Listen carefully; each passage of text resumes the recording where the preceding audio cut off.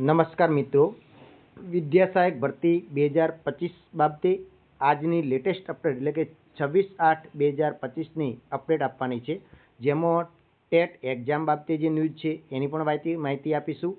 સાથે સાથે સ્પેશિયલ જે કચ્છ ભરતી ચાલી રહી છે 1 થી 5ની એની પણ જાણકારી આપીશું.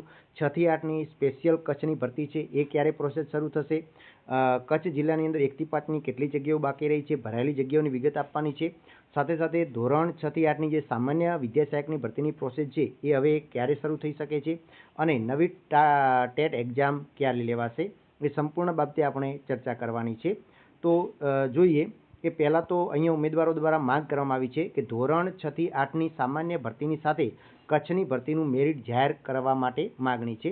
એ સિવાય તમે જુઓ તો 6 થી 8ની જે સામાન્ય ભરતી છે વિદ્યા સહાયકની એની કોર્ટ મેથડ એટલે કે ભરતી સમિતિ પાસે જવાબ રજૂ કરવાનો હતો અને 1-2 દિવસની અંદર જવાબ રજૂ કરશે અને એના પછી એટલે કે જોવા જઈએ ને તો સપ્ટેમ્બરના પ્રથમ અઠવાડિયાની અંદર તમારે ધોરણ 6 થી 8ની સામાન્ય ભરતી જે છે એ જિલ્લા પસંદગીની પ્રોસેસ શરૂ થવા જઈ રહી છે, એટલે કે ટૂંક સમયની અંદર એની પ્રોસેસ શરૂ થશે.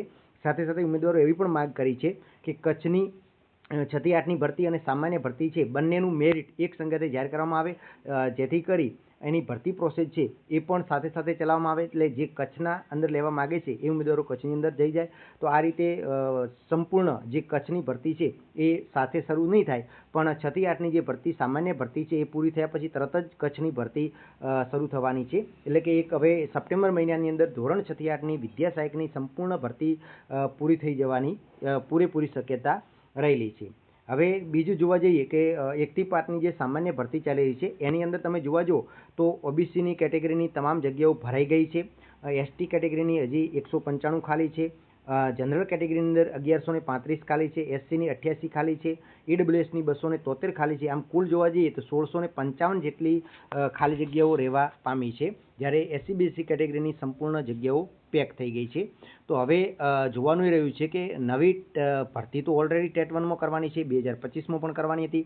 તો આના માટેની જે પરીક્ષા છે એના માટેની લીલી ઝંડી મળી ગઈ છે, એટલે કે જે ફાઇલ છે પરીક્ષા ફાઇલની એ સરકાર દ્વારા એના ઉપર સહી થઈ ગઈ છે અને હવે ટૂંક સમયની અંદર જોવા જઈએ તો રાજ્ય પરીક્ષા બોર્ડ દ્વારા ટેટ 1ની પરીક્ષાનું નોટિફિકેશન છે એ જાહેર થઈ શકે છે. એ પણ તમે જોવા જઈએ તો સપ્ટેમ્બર મહિનાના પ્રથમ અઠવાડિયાની અંદર ટેટ 1ની પરીક્ષાનું નોટિફિકેશન છે એ આવવાની પૂરેપૂરી શક્યતા રહેલી છે.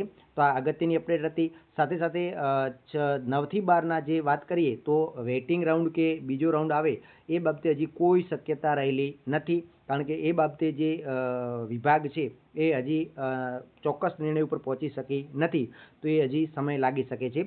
પણ આ જે અગત્યની માહિતી હતી એ તમારા સુધી પહોંચાડી છે, એટલે કે નવી ટેટ 1ની પરીક્ષા પણ યોજાશે અને ટેટ 2ની પણ પરીક્ષા યોજાવાની છે. એનું પણ નોટિફિકેશન તમે જોવા જાઓ તો ડિસેમ્બરની આજુબાજુ આવી શકે છે. ટેટ 1, ટાટ એસ અને ટાટ હાયર સેકન્ડરીનું પણ આવવાની શક્યતા છે. પણ ટેટ 1 માટે તો લીલી ઝંડી મળી ગઈ છે, ફાઇલ ઉપર સહી પણ થઈ ગઈ છે, એટલે કે સપ્ટેમ્બર મહિનાના પ્રથમ અઠવાડિયાની અંદર તમારે ઓફિશિયલ નોટિફિકેશન પણ આવવાની પૂરેપૂરી શક્યતા રહેલી છે. તો આ અગત્યની અપડેટ હતી, તમારા સુધી પહોંચાડવાનું કામ કરેલું છે. ચેનલને સબસ્ક્રાઈબ કરી નાખો. ફરી મળીશું નવા વિડીયો સાથે. જય હિન્દ, જય ભારત.